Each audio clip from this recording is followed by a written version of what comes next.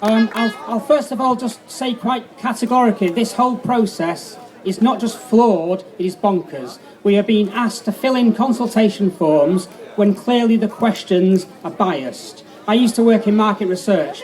The leading questions are obvious. It pits one community against another. So West Ealing fighting against those in Hammersmith. Those in Greenford and Northolt are fighting against those in Chiswick and Acton. That does none of us any good at all. Clearly, accident emergencies are the most crucial wards in a hospital that there is. If you are ill, you need to get somewhere quick. You cannot wait an extra 20 minutes. You may pass away, or your relative may pass away in the ambulance. And money cannot, savings do not make any difference when it comes to that. People's lives are at stake.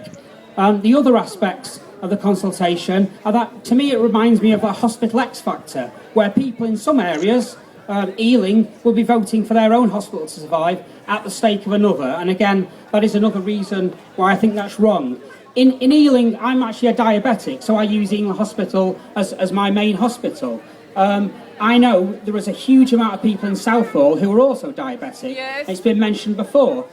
If anything, that is a hospital that should increase and have more resources than being downgraded.